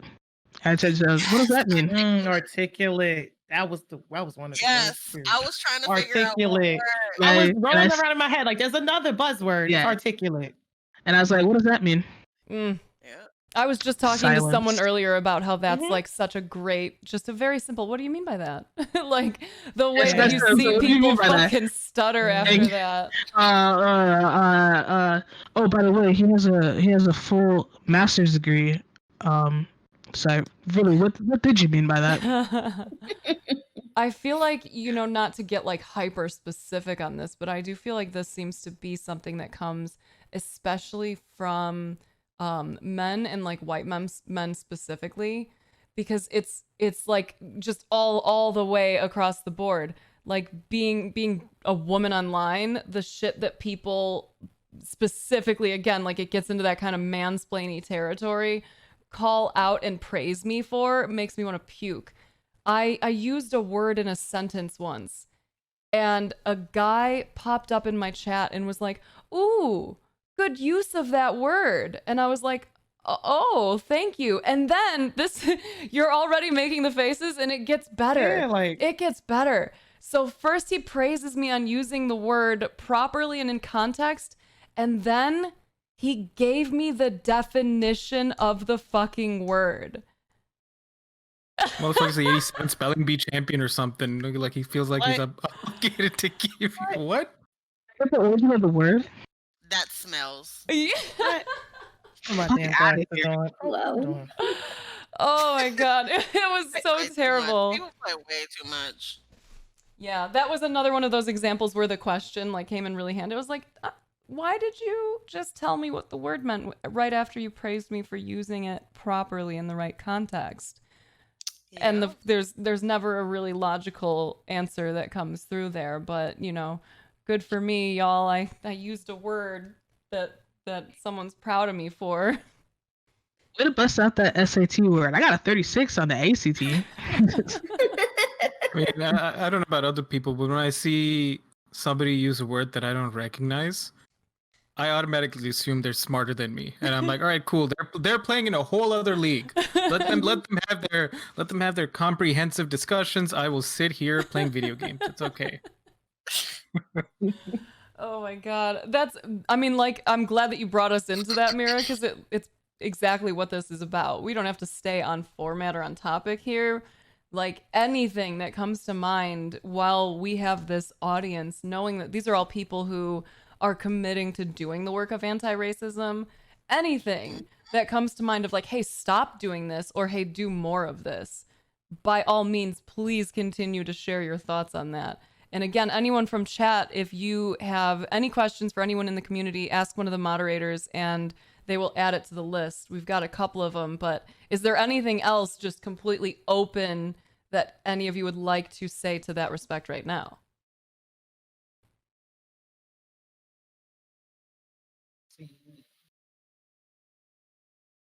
Can you say that again? Any other thoughts of like, I feel like do it this, cut right don't now, do it just this? spaced out. It was Oh, like gotcha. more specifically directed towards Mira, since she has limited time with us here. Yeah. Because we're all kind of working on these topical things going forward. But like, while you've got the mic with us, what else can we tell our audience that's looking to improve? Stop asking about our damn hair. Mm. Oh my god. Listen, because since I started content creation and I've been traveling ever since like 2017, I've been traveling, going to different gaming conventions and different like gaming related events, EA, Sims, like different things. And one thing that I will definitely say I dealt with a lot more so in the Twitch space. I couldn't go to a party or an event or anything without someone asking me about my damn hair. Like, can you not? Either they're asking to touch it, or if it's yours, or if it's this, or if it's that. Like, please leave Black women's hair alone. That's a big issue. And I didn't realize how uncomfortable I was until I coordinated an event. Because I always talk about like the lack of diversity in the gaming and tech spaces, and how I would like to hear more hip hop and things at these different industry parties. And I don't all night, and like I want to hear different genres like of music. So I coordinated this event at TwitchCon where like we can go to like a local club in San Diego and find like music to dance to, reggae, hip hop, and different things like that. And when I tell you, I think I had the most fun that night. And I was like, I realized, because it's not a night dealing with a bunch of like microaggressions and people asking you questions or people starting conversations with you. And I dealt with this with coworkers in the past too. They'll speak to their coworker, their other, non-Black or white peers one way, and then they'll turn to you and put on like a faux Black accent, like, yeah, girl, and, yeah, home girl, and the neck rolling, and it's like, bitch, I don't even talk like that. Why are you talking to me? Say home girl like that. It's such a problem, bro. Like, who talks like this? The Black accent is a thing. I'm gonna need you to like delete BET, because what do you think? Why do you think we delete BET? So we need to remind them damn television. So we need to remind them that BET is not even Black owned anymore. Like, it's not, and it hasn't been for years. It hasn't been for years now. Right. Oh my god. That's something that I know, like, just personally, we've talked about a bunch of like people addressing y'all like differently as soon as they have the opportunity to start talking. They kind of change the pitch, change the tone, like, oh, it's so awkward to see it. It's so uncomfortable from an outside perspective. I can't even imagine like seeing someone like talk to me like that. Ugh. Yep. It's like then they use words that they have no clue about either. How are you? It's like, hey, bro, yeah. It's like, what? I have the inner Black woman bullshit. Like, it's just, oh, what's up, Dad? What? Yeah, you've never heard anybody say that? Like, I have an inner Black woman? You never heard anybody say no shit like that? I have. Cuss them the fuck out. Yeah, like what? Yeah, my like, oh, my inner Black woman's name is blah blah blah. My inner Black woman. What? Yeah. Oh, you know what? Yeah. You have. Channeling my inner Black woman, and they like, you what? Get the fuck out of here. Wow. And that all goes right back again to like what we were talking about earlier with like the tone policing and the stuff that is looked down upon in the Black community and in communities of color. But if white people start appropriating that and start saying shit like that, suddenly it's like cool and hip. And oh my God, Rec, what is that Twitter account that we were laughing at? The one with the misuses? Oh, the AAV. A lot. Oh, that's right, the AVE one. Yes. Yeah, I gotta be more specific other than the Twitter account that we laugh at, right? Struggle tweets. Yes, that's what it is. Struggle tweets. I haven't seen it in a while. Yeah, I follow that Twitter too. Oh that was so good. Yeah, if someone can drop that in chat and y'all can laugh really hard at how fucking dumb that is. It's pretty good bad. Thank you, Sunny. You're welcome. Okay, so any other thoughts? Like the hair off limits, quit with this stupid shit as kind of a general wrap up of that. Is there anything else you can think of?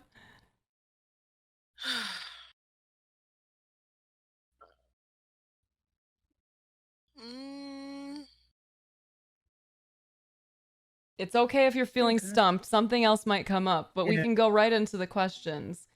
So again, folks in chat, if you have any questions for any of the folks here or just general questions for all of us, just tag a moderator. Tony's here. You can ask him to add it to the list and we'll be able to see your question. We'll start with the first one, and anyone who is interested in speaking on this, by all means, jump in. But the first question is, have you ever struggled with internal biases? If so, how did you check them? I have a kind of not lighthearted, it's not fun, but lighthearted one for this. So this was maybe when I was 13 or 14. There was this dude in my bus who's in the grade above me, and then he moved away at the end of the year. And when he moved away, I can't remember how the conversation come up, but I was talking with somebody else on the bus, and they said, "Oh, yeah, he's gay." And my first thought at 13 or 14, given my exposure to Western media at that point, I'm like, "Oh, he didn't act gay." And you know, I'm very lucky I grew up the way I did, because after that I'm like, but what? My first thought after that was, well, what do gay people act like? And part of it is, and it still is a thing for me right now, where now my reaction is more like, if somebody tells me that they're not straight, my reaction is usually, fuck yeah, internally, because I'm like, you fucking do it. But I like their sexual, their orientation's not them. That's not what they're limited to, right? So I want to make sure that that's only the reaction I have inside, and I don't start suddenly treating them differently. But so when I first learned of a schoolmate being not straight, I was like, well, he didn't act gay. So what are gay people supposed to act like that? Like, why are they supposed to act like a specific way? Why should they speak a specific way? Like, what? And immediately it was almost like, well, what do Americans see Indians as? I don't act like that. Right. So that was a little lighthearted, more Bud Light. Fortunately, nothing too bad. But yeah, it was kind of like that. It's like, why should people act in any way? Because he liked metal music. To me, growing up, I'm like, gay people don't like metal music. They fucking listen to Cher, and they dress in all colors, and they're all like, that's all we ever really knew, right? Especially coming from a culture where we don't celebrate people of anything other than being straight. Right. Bossy, what are you doing up there? Hiding my share rainbows and stuff. Oh my god. Bossy is a mess. I love it. That is a good example though, and it's perfect because it's again something that you can very easily look at logically and be like, wait, that doesn't make sense. What do gay people act like? That makes it seem as though it's just this like, herd mentality when they're all individual people. That's one of those big issues here, that like the biases we have to uncover so we can start recognizing that we're not treating people as individuals. Any other thoughts? Anyone else have any examples of recognizing your own internal biases?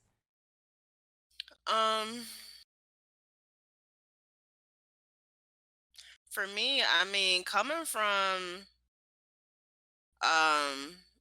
where I come from, I think it took I was in college by the time I realized that you're very articulate and you speak well was offensive. Like, I was literally in college where someone checked me and was like, well, what am I supposed to speak like Mira said, like, how am I supposed to talk? And that was just because I had been raised to speak well, extremely well. I was raised to enunciate words outside of how I spoke them originally. And coming from Flint, if you heard somebody speaking proper English, girl, you ain't from Flint. Stop. So you got to get laughed out the door. Mhm. But on the flip side, like I was trash. Like I tweeted a week or so ago, if you say you ain't never did or said no trash shit, you're a lie. Because at that point I was trash because I had some biases on my own people that were not checked until I was checked in college. If this is again like going back to that, like the need for awareness is so crucial, because if you aren't looking at anti-racism as the everyday work, that means you got to pay attention to what's happening. You're going to miss a lot. And I'm forever grateful for the exposure that Twitch has brought me, because I did not even, like, how can you know until you start seeing it, right? I didn't realize just how ignorant I was, how much I was missing, until I started talking to a global audience and started having people say shit like, what did you mean by that? And me being like, wait, what the fuck did I mean by that? You know, because a lot of us, we're just like word vomiting out the shit that's been thrown at us our whole lives. We're not like having applying critical thinking skills to it and saying, do I want to say this? Does this make sense? And I remember getting on Twitch and immediately hating on other women, like immediately. Well, I get shit talked on Twitch and people come in here and say nasty things to me and call me all these names. And it's because of these women. If they would just cover up, if they would just not allow this kind of language in their chats, then I wouldn't have to deal with it. And it was a genuine like, holy fuck, what am I saying one day when it finally clicked? And I was like, that doesn't even make any sense. This goes against my actual like deeper belief systems. Like we're very sex positive. Like the idea of trying to tell someone that they can't act a certain way because it impacts me, like that's some shit. That's my shit that I have to address. So like my own internalized misogyny, my internalized bigotry, because I'm bi and I still had to, dig out all of that same, like all of those different ideas about what being gay was and what that meant. And like, there's such a mess inside of all of us of things that if we don't take that time to unpack and start working it out, you are potentially causing harm to other people. Like, I think if anything, it's most likely you are causing harm to other people if you're not already engaged in this process. It might not be the harm that seems apparent, like you're not out fighting people, but there's a reason why the word microaggressions exists, right? Because words do have power, they do cause damage, and even if it's on a micro scale, that aggressive language builds up and changes the way that we interact with ourselves, with each other, with the world. And if you look into like some of the science behind like studies about what racism does to people's bodies, like it's so horrific. So the bias check is so incredibly important. I'm glad that I've been able to go through it. And anyone else have some that they've uncovered that like maybe were a shock even?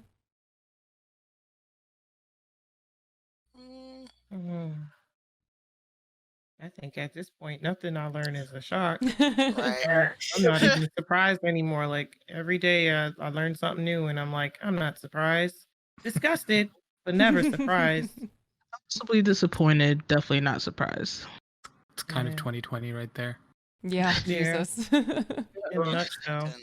This has been the longest decade of my life. I've had some surprising biases, but it's interesting because it's all been internal in the sense of I realized once I started coming out to myself as not being cisgendered that I had some internalized transphobia, but like not towards other people, right? It was like this weird, like I accept people, I accept people for like trans people for who they are, and I'm supportive and I love them, and I'm like, yeah, like we're all part of the community. But then when I started like learning about myself, I was like, no, that's not okay, right? It was like this weird, like, because that's what society taught me, or at least like in some way my family sorry, I was holding something. My little family like unit taught me, like it's okay if other people are, but when you are, that's not okay. So it's like this weird bias because like we all have internal biases. Yep. And if you say that you don't, you're lying. Sorry to break the news to you, but you're lying if you don't have any. Whether we recognize them or not, that's where, the work comes in. But so it's interesting how biases can be like even not outwardly, but inwardly. Yeah, and there's always Jane Elliott. If you want to get more into that, oh my god. So great. Yeah, if you want to learn more about those internal biases and some very satisfying and very digestible content, like look up some of Jane Elliott's videos. They're very fascinating, super informative. So moving on to the next question then, and it's interesting because this ties in with something that I just saw in chat as well, because it's along the same lines.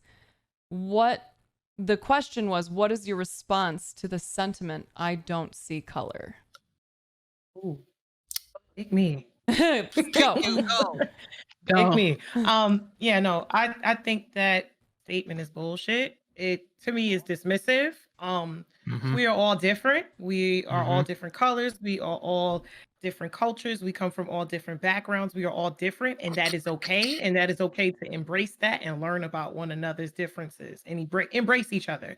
I feel like people saying whenever you call out something for racism, it comes off as very like gaslighting, like trying to make someone think that they're bugging when they say, this is racist, this is wrong. I don't see color. Yeah, that's not why I said that. That's not why I did that. I don't see color. It's a very dismissive phrase, and I've gotten to the point where I can't stand it because it's okay for everybody to be different. Like we're not all the same. It's not like the episode of Fairly Odd Parents where everybody was like a gray blob. Like we're all totally different people, and that's okay. No one's quicker to be like, "Oh, you pulling a race card more than white people," and it's like, "Yo, I'm sorry that I got more than 5 seasonings in my kitchen right now, bro." It's funny because I was gonna say it sounds like. That statement sounds like somebody uses only salt and pepper because they don't know how to properly incorporate seasonings in their food. Same thing with their life. They don't know how to incorporate different flavors of things in their life. And that's all they're used to is the same salt and pepper kind of people. Yep. I'm so passionate about speaking out against that fucking sentence. It gets me so angry. And that's like one of the very things that actually like immediately pushes my buttons. The whole, no, but I don't see color. It's like, oh my gosh, really? And then that's also like ableist because they're like, I'm blind to color, but not going to there. But just saying like that, actually, I'm getting like all warm because I'm getting so frustrated already just thinking about it. But it is, we've said it in here before, and I'll say it again, saying, oh, I don't see color. We're just humans. We're all humans. That is racist. That is called colorblind racism. You are, whether learned or not, and I'm not like mad at you, I'm just mad that this is what society has taught us, right? That we can't value other people's different experiences, and everyone has a different experience. I am a Latinx person, right? And I'm going to have a very different experience in life than a Black person. And you telling me that you don't see color, that's neglecting my culture too. You're basically saying that my culture doesn't matter. I was just about to say that, like that's not just a race and like someone's skin. That's the whole culture. That's like the whole history, like everything. So you just want to turn like your back on all of that. And it's like, yo, if you don't see color, then stop eating my Jamaican food then. Stop eating my Mexican food. Tacos gone. Burritos gone. All you're gonna have is that ridiculous American food, bro. You get on that supersized me, and you're gonna be boom, 600 pounds. It's even like I will say it. Indians do that too. It's like they refuse to acknowledge people of other colors, but then they'll sudden like it's a little bit different where we'll put like the fair you are on a pedestal. Beyond our own caste system within our religion, but the fairer you are, you're on a pedestal. And so it just worked out. Like I'm not going to go into too much detail, but my sister and my dad, compared to me and my mom, is quite literally in terms of Indian skin tones, night and day. And so my sister and my dad get better treatment from the family. Preferential. Damn. Yeah. And then like it's just what Bossy was saying about people having different experiences, Bossy is half Indian. I'm full Indian, but like there's maybe a few things that we could relate on in terms of upbringing. But Bossy has had a different upbringing. I've had a different upbringing. We're not just like, I'll make the joke because I can't. That yeah, sure, I'm probably related to that other Indian dude because there's a billion of us and it's funny. But I can make that joke. But yeah, it's you can't. It's like life becomes boring if everything's in one color. It sounds like you have to get a new TV because you're still living in the 40s or whatever, where it's just black and white. You got to see more, experience more. Things look much more vibrant with recognizing all these different cultures. You're ignoring food. You're ignoring like where all these different things that you currently enjoy come from because they didn't come from you. You stole it. And this is specifically to the white people. Yeah. You stole it. Like it's all been taken and appropriated in some way. Like if you don't see color, then don't enjoy any of these things, which is mostly don't enjoy your matcha, don't enjoy your turmeric lattes, don't enjoy your yoga. I was don't just gonna say yoga, Gwyneth. You actually lost all of the music too, if you think about that. Like no more music. Yep. Either. Take away fucking cameras because cameras was invented by an Arab dude. Take away just fucking like that was the most random thing that popped in. But like just take away anything because you fucking it's not all yours. Like you have to see color. You have to recognize the differences in people. And this brings up an interesting thing too, because I remember Bossy and I had collaborated on the idea of creating affinity groups for our Discord server.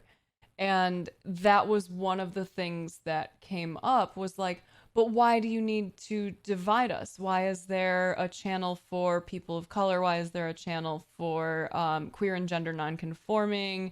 Like, why do you need these things? We're all in this together, right? Like, we shouldn't be trying to separate ourselves more. We should be trying to unify. And we had to kind of make that case of like, yeah, we can be unified, but also recognize that there are folks who have similar experiences that only feel comfortable talking about those similar experiences with people who understand them, with people who aren't gonna make weird faces as you talk about the food that has more than salt and pepper on it, There's a purpose to it. And Bossy, if you want to elaborate any more on the need for affinity spaces, I think that could be helpful too, because I think that's a pushback point for a lot of people at a lot of events. Yeah, especially when I think of like events like TwitchCon. I've never been to a TwitchCon, but I have been to many other different conventions and even like conventions that were surrounding like queer spaces. And even within that queer space, there was not a lot of diversity, right? So like just thinking about affinity groups are so important because like how we've talked in the past about how positive representation can lower a suicide rate in young people that are at like the topmost suicide rate. So can affinity groups. Like being surrounded by folks that have similar experiences that you can bond with just lowers the situation of like negativity altogether. So kind of like with ACEs, right? We talk about ACEs a lot in here. Just how if you go to therapy, you can lower your risk. It's kind of the same thing, right? It's like almost like, don't quote me on this, but this is the clearest way I could think of it at this moment. It's like therapy with people. It's like group therapy. It's literally like group therapy. You're all sharing your similar experiences and you're having people there that are not going to judge you. And they're like, hey, I've been there. I empathize with you. Like, holy shit, I'm so sorry you went through that. I get it.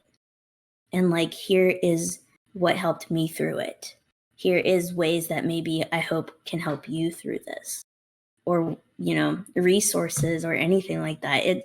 You're probably not going to have someone that's in a different type of, identity be able to provide you with the same resources that as someone who is. Yeah. I appreciate that additional clarification. Yeah. Yeah, because that's important, right? Like there comes a point where you get tired of having to be around people who you have to constantly explain yourself to. So for anyone in the audience here who's with us today who have witnessed situations like that, or, you know, programming or whatever that has been separated off for the purpose of, you know, celebrating Black culture or Latin American culture or whatever, know that it's not meant to be a divisive thing. You're looking at it from the wrong perspective. It is meant to be a safe and inclusive place for people who don't really get to feel that way mixed in with everyday society. Because right now things are still very much in favor of what white people want. You know, there's a reason why it's called a minority, right? Like there are so many more white people, so everyone else who is not, you know, cisgendered, straight, white, you know, folks deserve a place where they can feel comfortable and don't have to explain themselves. So I don't think we have you had something else to add? Just something small. Go. And I was gonna say that for some people that may be like, well, actually, in this school or at this type of event or at this blah blah, there's less white people. So technically they're not the majority. They are still the majority because they hold power. And I want to make that very clear distinction. They still hold practically all the power. Especially if they're teachers. Exactly. Which, especially if they're teachers, which is like why I love my job so much, because I basically get to tell a teacher why they're wrong and what they're doing is terrible. Maybe it's like a weird cathartic, therapeutic way for me to be like, well, all these people that were young when I was young, I'm messing my words up. It's been a long day for a lot of us, I understand. Yeah, but definitely. So, you know, those affinity groups, never mind. I went in a weird circle. Just end it there with the whole, especially for teachers. Yeah.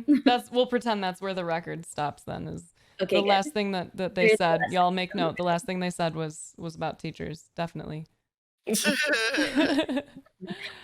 I don't think we have any other questions from chat, but like, again, this is an opportunity. If anyone has any questions they want to ask, please ask now. That work. All right. Let's be good. Mira, Unfortunately. did you know you and my youngest daughter, share a name? Well, really? That's her nickname. Her name is Mira as well. Oh, that's cool. Her full name is Jamira, but of course that was supposed to be my name. Really? Yes, my sister's name is Jamila, and they were gonna name me Jamira. Yes. How dope! And they decided to name me Amira because it was gonna be Jamira. Yeah. Yeah, I almost named her Amira, but when I was pregnant with her, I have 3 girls. When I was pregnant with her, we went and got the ultrasound, and the doctor told us that it was going to be another girl. And Jamil put his head back and he cried, like real tears, like legit real tears. And so her first name was supposed to be Amira or Sarai, which is out of the Bible. And I was voting for Sarai. He was voting for Amira. And then I was like, well, we can just do Jamira since you're not going to get, his name's Jamil. So we can just do Jamira since you're not getting a boy because I'm locking this shit up.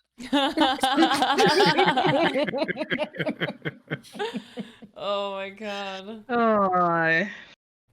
Well, friends, this was great. This was a really great discussion. It was. Mira, thanks for joining us this week. Thank you all for having me. This was great. Do any of you have any parting words you'd like to offer our lovely audience tonight? Any resources you'd like to direct them to? Anything you think that's relevant for them to, you know, take and run with after this? Protect Black women. Protect Black women. Yeah. Go follow Mira. Check your biases, check yourself. That's it. And thank you. Perfect. Check others. Yeah, and also it's a more general statement, not necessarily related to like racism. Just mind your business. It takes like 0 energy to mind your business. Just leave other people alone. Just fucking, if you see somebody doing something that you don't like, just mind your business. Ignore it. It has no impact on you. Yeah, for real. I promise you have something you could be working on in yourself. Like, take care of that first. Tend your own garden before you go worrying about what other people are doing with theirs. Thank you, Sunny, for spamming Mira's link. You love to see it. Everyone, got thank one. you again very much for joining us this week. We'll be doing this again next week. And yeah, go support Mira and everything that she does. Make sure you follow all of these lovely hosts. You said it as you typed it, girl. Oh my goodness. You're killing It's the most me. modern I've ever seen from you. Unbelievable. I said Wrong link again. it's the most modern I've seen from you. I'll say it again. I ain't scared of you. Listen, Rex, she fought a hurricane or whatever that was last Yeah, week. She fought a tornado, Yeah. dude. She was out there fighting the fucking threw tornado. I will both. fall out my chair. I got short on. This is the only motherfucker I know Tornado. that want to fist fight a tornado. Doorbell. Oh, and then she wanted to answer the doorbell in the middle of the That's some tornado. sketchy It was some shit. shit, bro. That was sketchy. About, oh, I want to answer the door, but Jamil won't let me. Yeah, bitch. He went and got his gun. Yes. Yeah. That's. Yes. I want to be the mindful person that's like, yeah, I could have been a neighbor in need, but like, no, fuck that. Don't answer your door in the middle of that crazy ass shit. Like, stay safe. Holy fuck. Yeah. You know what year it is? Oh, it was dark. Mm-mm. I was scared. I ain't answering that. You scared? Are you gonna answer this door? Take it away I'm from me. back. I'm back. God damn it. Well, I think that's a great ending note for today's stream. So we're gonna go ahead and do a bars raid. So those of you who are gonna head to the next place with us, this is not a SheSnaps raid. Make it clear this is a bars raid. Bring some love, and we are gonna raid Ms. Unique. Go there, hang out, be nice, and we'll see you all next week for more of this. It's a bars raid. It's a bar.